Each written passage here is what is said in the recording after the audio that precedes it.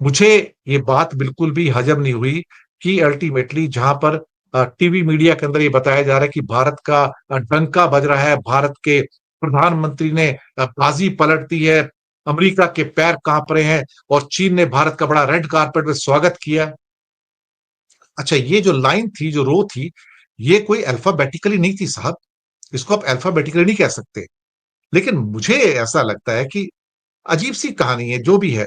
लेकिन अगर पुतिन को बिल्कुल वो राइट में ले लेते हैं वहां पर, जो आर नंबर पे आता है, तो भी कहीं ना कहीं इस बात की पुष्टि होती है कि पुतिन को शी जिनपिंग ने अपने राइट हैंड पे रखा है। तो यहां शी जिनपिंग ने इस फोटोग्राफ के द्वारा भारत को उसकी जगह दिखाने की कोशिश की है कि तुम्हारी यहां पर जगह क्या है। यानी कि तुम मेरे इक्वल पार्टनर नहीं हो।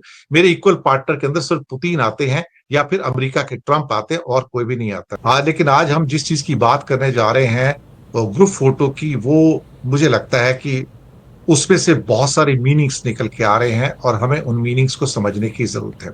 सबसे पहले तो बता दूं कि आज हमने काफी डिटेल में दोपहर को भी चर्चा की थी, और जो 11 मेन कंट्री है जो इसमें समिट में भाग ले रहे थे, इसमें Belarus, China, India, Iran, Kyrgyzstan, Kazakhstan, Pakistan, Russia, Tajikistan and Uzbekistan.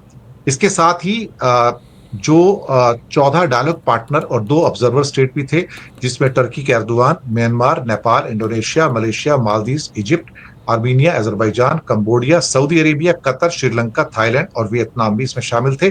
और साथ में यूनाइटेड नेशन के सेक्रेटरी जनरल एंटोनियो गुटरस और आसियान के सेक्रेटरी जनरल काओ किम हॉरन, वो भी इसमें भाग ले रहे हैं। सबसे सुबह सुबह खबरें ये आई कि भारत की बड़ी अच्छी मुलाकात हुई है, और खासतौर से जो फोटोग्राफ आए मोदी जी के साथ में, वो अच्छे फोटोग्राफ थे। वो भी आपके सामने मैं पेश करता हूं। 2 ड्रेस में फोटोग्राफ हैं। एक बार जब इंडिया डेलीगेशन की मीटिंग हो रही थी, एक बार हेड ऑफ स्टेट्स की आपस में जो वेलकम किया जा रहा था, एक जगह वो काली ड्रेस में ऑलमोस्ट, एक जगह वो सफेद या क्रीम कलर की ड्रेस में है। लेकिन सबसे जो इंपॉर्टेंट चीज थी, जो आज दिन के आखिर में जो एक ग्रुप फोटोग्राफ होना था, उसने बहुत ज्यादा निराश किया। और उसमें हमने पाया कि शी जिनपिंग और उनके लेफ्ट में फ्रंट रो के अंदर उनकी पत्नी थी। वो तो बिल्कुल सही है, सेंटर में रहेंगे क्योंकि वो होस्ट भी हैं।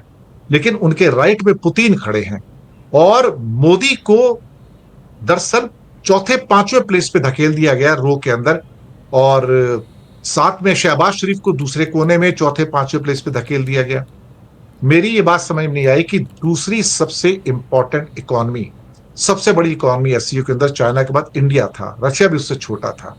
लेकिन कहीं ना कहीं मोदी को साइडलाइन किए जाना बहुत दुख की बात है। और ये मुझे लगता है कि मैं कम से कम इसका तो विरोध करूंगा करूंगा। मुझे अच्छा नहीं लगा कि इंडिया का प्राइम मिनिस्टर इतना पीछे चला जाए। ये ग्रुप फोटोग्राफ है। हाँ, हालांकि यहाँ पे पीछे भी कुछ लोग हैं, लेकिन एक और जो क्लियर फोटोग्राफ है वो मैं आपको यहाँ पर दिखाना चाहूंगा। यहाँ पर आएंगे तो आप देखेंगे कि शी जिनपिंग अपनी वाइफ के साथ हैं, जो बीच में बिल्कुल सेंटर में है। और अगर शी जिनपिंग से देखेंगे, बिल्कुल राइट में पुतिन खड़े हैं। और शी जिनपिंग से करीब करीब आप समझिए कि चौथे पांचवें नंबर पे, जी हाँ, पांचवें नंबर पे, हमारे चौथे नंबर पे क्या कहते हैं कि मोदी जी खड़े हैं। और शी जिनपिंग से उनके बाएं बाजू में, यानी कि हमारे फोटो में राइट में, करीब करीब पांचवें नंबर के ऊपर शहबाज शरीफ खड़े हैं। मुझे ये बात बिल्कुल भी हजम नहीं हुई कि अल्टीमेटली जहां पर टीवी मीडिया के अंदर ये बताया जा रहा है कि भारत का डंका बज रहा है, भारत के प्रधानमंत्री ने बाजी पलट दी है, अमेरिका के पैर कांप रहे हैं और चीन ने भारत का बड़ा रेड कारपेट में स्वागत किया। अच्छा, ये जो लाइन थी, जो रो थी, ये कोई अल्फाबेटिकली नहीं थी साहब। इसको आप अल्फाबेटिकली नहीं कह सकते। लेकिन मुझे ऐसा लगता है कि अजीब सी कहानी है जो भी है। लेकिन अगर पुतिन को बिल्कुल वो राइट में ले लेते हैं वहां पर, जो आर नंबर पे आता है, तो भी कहीं ना कहीं इस बात की पुष्टि होती है कि पुतिन को शी जिनपिंग ने अपने राइट हैंड पे रखा है, चाहे कुछ भी हो जाए। और बाकी जो भी उनकी इक्वेशंस रही हो, जैसा भी, उससे कुछ नहीं है। और आखिर में पाकिस्तान, तो पाकिस्तान आखिर में हो नहीं सकता, क्योंकि पाकिस्तान के बाद तो फिर उज्बेकिस्तान वगैरह भी आते हैं, यू नंबर के भी आते हैं। तो ये अल्फाबेटिकली नहीं था। ये मैं पहले ये गलतफहमी दूर कर दूं। तो मुझे दुख हुआ ये देखकर कि भारत के एक सशक्त प्रधानमंत्री को आपने उस फोटोग्राफ में फ्रंट रो के अंदर चौथे पांचवें छठे नंबर पे धकेल दिया, which is something very very मैं क्या कहूं इसके अंदर, मैं शब्द इस्तेमाल करना भी चाहूं तो नहीं कर सकता हूं। जो बातें वहां पे हो रही थी, जिस ढंग की तस्वीरें निकल कर आ रही थी, जिससे लगा कि हाँ, भारत को तो बड़ा स्वागत हो रहा है और डंका बज रहा है, और हो सकता है भारत की एक नई पारी की शुरुआत हो, और हमें गलवान और 1962 को और ऑपरेशन सिंदूर में पाकिस्तान को, जो चाइना की सपोर्ट, उसको भूल जाना चाहिए। लेकिन अल्टीमेटली कहानी लौट के फिर वही आती है जो दगाबाजी है। तो यहां शी जिनपिंग ने इस फोटोग्राफ के द्वारा भारत को उसकी जगह दिखाने की कोशिश की है कि तुम्हारी यहां पर जगह क्या है। यानी कि तुम मेरे इक्वल पार्टनर नहीं हो। मेरे इक्वल पार्टनर के अंदर सिर्फ पुतिन आते हैं, या फिर अमेरिका के ट्रंप आते हैं, और कोई भी नहीं आता है।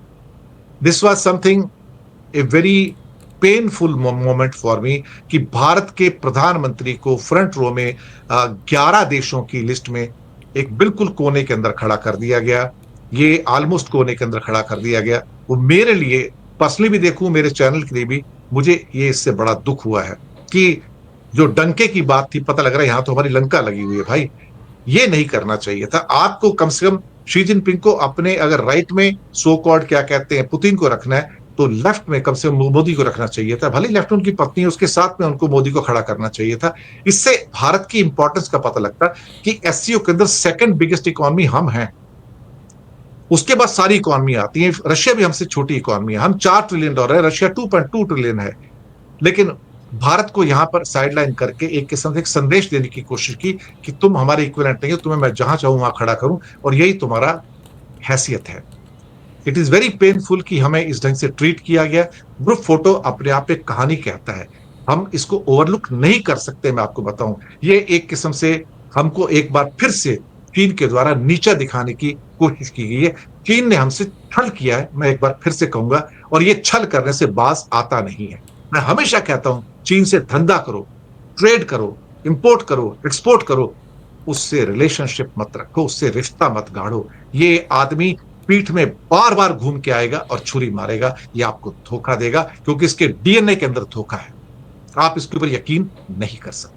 बात कीजिए, आप अपने शेड्यूल की बात कीजिए, आप अपने एजेंडे की बात कीजिए, आप अपनी उम्मीदों की बात कीजिए, और किस दिशा में ये बातचीत आगे बढ़ेगी, क्या चैलेंजेस। जो फॉरेन पॉलिसी की जो रिपोर्टिंग होती थी ट्रेडिशनली, जो हम लोग करते हैं कि जब कोई राष्ट्राध्यक्ष किसी देश में जाने वाला होता है, उससे पहले हम पॉइंटेड एजेंडा रखते हैं। एजेंडा क्या, कि ये हमारे पॉइंट्स हैं, इनके ऊपर बात होने की संभावना, चाहे वो एससीओ हो, चाहे बायलेटरल हो, चाहे वो मान लो पुतिन के साथ है, वो हर एक वर्ल्ड लीडर के साथ जो भी मीटिंग है, उसको उस रूप में रिपोर्टिंग भी की जाती है, और डिग्निटरी भी अपने आप को उसी रूप में कंडक्ट करती है। दुर्भाग्य की बात यह है, फिर वही बात, at the cost of reputation. आप लैंड किए वहां रेड कारपेट था, वहां पे नाच गाना था, वहां पे भारतीय समुदाय था। ये कोई रिपोर्टिंग करके आप पूरी दुनिया में क्या मैसेज देते हो? सारी दुनिया के लोग हंसते हैं आपके ऊपर, सब हंसते हैं, but this nonsense you are spreading. और आज तो वहां कमाली कर दिया, एक वहां पर एक जो है, जो ड्रोन शो का एक पिक्चर मैंने भेजा है आपको, उसके ऊपर लिख दिया वेलकम मिस्टर मोदी, अपने यहाँ पर एडिट करके मैंने भेजे फोटोग्राफ आपको, और कंट्रोल रूम पे भेजे। ये भक्त इस लेवल पे पहुंच गए, इस सब की जरूरत नहीं है। मोदी भारत के प्रधानमंत्री अपनी इच्छा से गए, एक मल्टीलेटरल फोरम है एससीओ, उसके अंदर भागीदारी करने गए। तो उन सारे मुद्दों पर बात होनी चाहिए आशीष भाई, जो हमारे देश के लिए इंपॉर्टेंट है, जो दोनों देशों के लिए इंपॉर्टेंट है, जो एससीओ के लिए इंपॉर्टेंट है, और जो पूरे वर्ल्ड में आज टैरिफ वार जो सारी स्थितियां चल रही है, उसके लिहाज से कैसे, उसमें अमेरिका हमसे क्या चाह रहा था, चाइना से हम लाभ क्या उठा सकते हैं, चाइना हमसे क्या उम्मीद कर रहा है, रशिया के साथ हमारा क्या है, वो सारी चीजें अगर हम डिस्कस करें तो एक बेहतर पर्सपेक्टिव दर्शकों को भी दे सकते हैं और दुनिया को भी दे सकते हैं कि भारत की ये चीजें। उनमें से किसी एक मुद्दे पर आपने ना तो आज बात देखी, ना कभी पहले देखी, और ना इस पूरी यात्रा के दौरान आप देख पाओगे। केवल और केवल एक नॉन सेंसिकल काइंड ऑफ डंका, जिसकी कोई वास्ता नहीं है, कोई मतलब नहीं है,